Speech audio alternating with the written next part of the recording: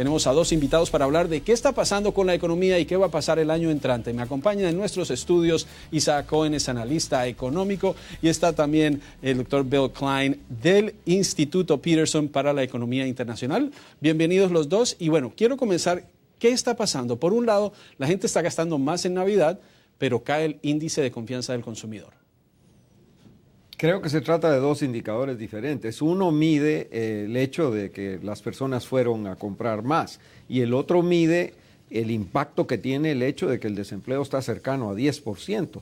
Y esto afecta no solo a las personas desempleadas, sino que a las personas que están relacionadas con ellas. Entonces, ambos indicadores reflejan, yo diría, lo que es una característica de este año, que ha sido un año de luces y sombras para la economía de Estados Unidos.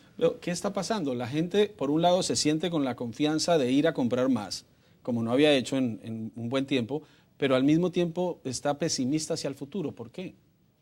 Bueno, el principal hecho es que tenemos crecimiento de 2.6% el año pasado, en vez de una caída de la economía el año anterior.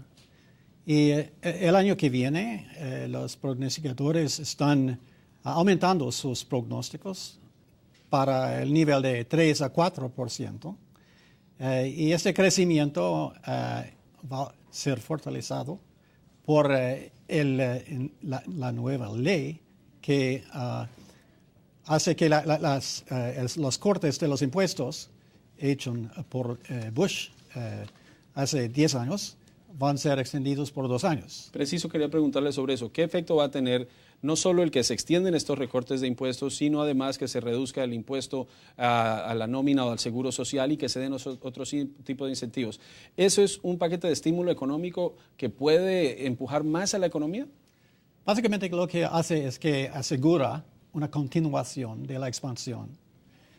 Porque en vez de tener una subida, retracción de los cortes de impuestos, se tiene la continuación y, como dice, otro estímulo. Y entonces el ritmo y el momento de la economía se puede continuar. Pero hay quienes dicen, Isaac, que la economía está encaminada a una segunda caída y que habrá una nueva recesión. Bueno, el comportamiento de la economía durante el año 2010 reveló que el año empezó bien. La economía creció 3,7% en el primer trimestre, pero durante la primavera y el verano, en esos 2 trimestres se vino para abajo. Entonces, en promedio, es cierto, la tasa de crecimiento es por encima de 2%, pero no cabe duda que el año fue un año de alza. Al principio, a mediados del año, una caída y ahora esperamos empezar a ver una caída de nuevo. Otra cifra que se vio fue la caída en los precios de las viviendas nuevamente. Siguen cayendo. ¿Esa finca raíz, ese descenso en los precios, va a frenar cualquier otro avance que se dé en otros sectores de la economía? Bueno, sigue teniendo un impacto muy grande la vivienda, sobre todo sobre el sector construcción, que es muy generador de empleo, por una parte. Por otra parte, no se ha resuelto realmente el tema de las ejecuciones hipotecarias, los llamados foreclosures, porque todavía hay muchos foreclosures y todas esas casas se están volviendo al mercado a precios más bajos y eso deprime aún más los precios. De manera que tiene un impacto importante en el sector construcción, en materia de empleo por una parte, y por otra parte impacta la demanda y el precio de la vivienda. Gran parte durante este año de la presión, de la tensión estuvo en Europa. ¿Qué estaba pasando en Europa? ¿Cómo estaban manejando algunos países el tema de su deuda externa? Muchos lo comparan con lo que le puede pasar a Estados Unidos en el futuro, pero ¿cómo va a seguir impactando lo que ocurre en Europa a Estados Unidos durante el futuro cercano? Bueno, parece para mí que la comunidad europea tiene la capacidad de manejar las deudas de los países pequeños, ¿no? De Grecia, de Portugal, si ocurre, de Irlanda, y probablemente van sin mayor choque este año. Pero es un riesgo. Los riesgos ciertamente incluyen nuevo choque de esto. Con respecto a las viviendas, el Case-Shiller Index muestra que ha sido más o menos estagnado el precio desde 2009, de modo que por lo menos no continúa cayendo fuertemente. y el número de nuevas construcciones ese año debe ser un poco mayor que el año pasado. De modo que no continúa siendo una fuente de caída de producción. Y finalmente tiene el caso de los automóviles y otros bienes durables. Después de cierto tiempo, la familia necesita de reemplazar estos bienes durables. Y parece que las ventas de automóviles ese año deben ser bastante mejor que el año pasado. Y para mí, lo más importante es la tasa de desempleo. Si tenemos 9,8% está recientemente. 9,8% y el promedio consenso es que ese año va a caer a 9,4%. Para mí es una buena posibilidad de una sorpresa que cae más. Porque si nosotros tenemos crecimiento de 4% en vez de 3%, que es bien posible con el nuevo paquete, entonces se tiene más o menos una grande posibilidad que la tasa de desempleo cae más rápidamente. Isaac, la gente está en sus casas, está viendo, y una cosa es lo que dicen los estudios, las cifras, otra es lo que ellos sienten y lo que ven a diario. ¿Cómo ven las perspectivas para el consumidor, para el trabajador, para este año que viene? Con el crecimiento, un crecimiento cercano al 4%, ¿se sentirá una mejoría en la economía que muchos ven pero no la perciben del todo? Bueno, yo creo que el doctor Klein tiene razón. La clave está en la tasa de desempleo.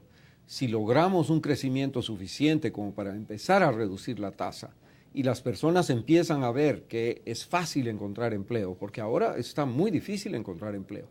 Y entonces eso hace que la perspectiva de las personas, no solo los que no tienen empleo, sino los que miran que otros no lo tienen, eso influye sobre el ánimo de las personas. En mi opinión, comparto el hecho de que si tenemos una tasa de crecimiento más vigorosa, por consiguiente tenemos una reducción de la tasa de desempleo, eso va a ayudar a aumentar la confianza. Veía que el precio del petróleo, el barril, está por encima de los $90 y ya salió un expresidente de la Shell a decir que en 2012 estaremos pagando $5 el galón de gasolina. Ya estamos en $3 en promedio en Estados Unidos. ¿Ven eso como algo posible? ¿Se está especulando y se está alarmando a la gente? ¿Y qué efecto tendría ese precio de la gasolina en la economía? Sería muy malo, $5. Pero yo dudo que tuviera esa fuerte subida. Lo que hemos visto ese año es verdad, es una subida de precios de petróleo, de otros commodities. Y en parte eso es porque de la continuación del crecimiento de China y de otros países en vías de desarrollo en particular, América Latina también.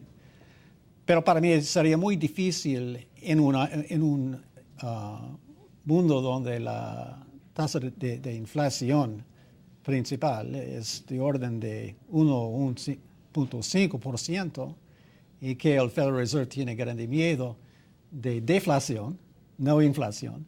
Sería muy curioso que pudiera subir tanto más los precios de los bienes.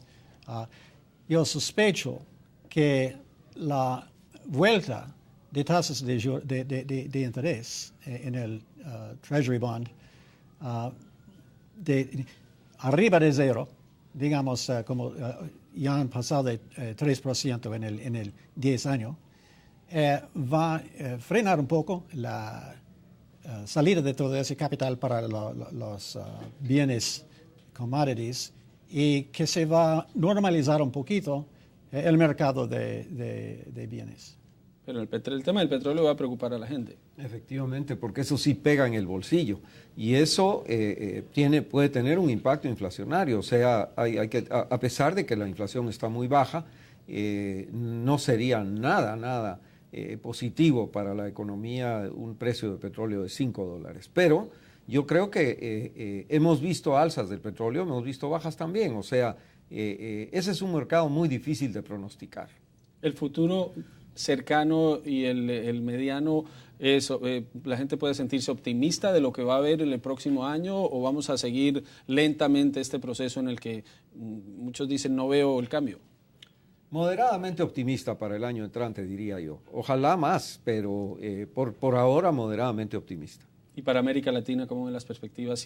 Porque si Estados Unidos sigue lentamente, ¿eso tiene un impacto directo en América Latina o no? Bueno, hasta ahora estamos viendo que América Latina se ha escapado de este asunto, no ha tenido una crisis financiera por lo menos, y tiene la tasa de crecimiento esperada para este año es de 6%, lo cual es muy bueno.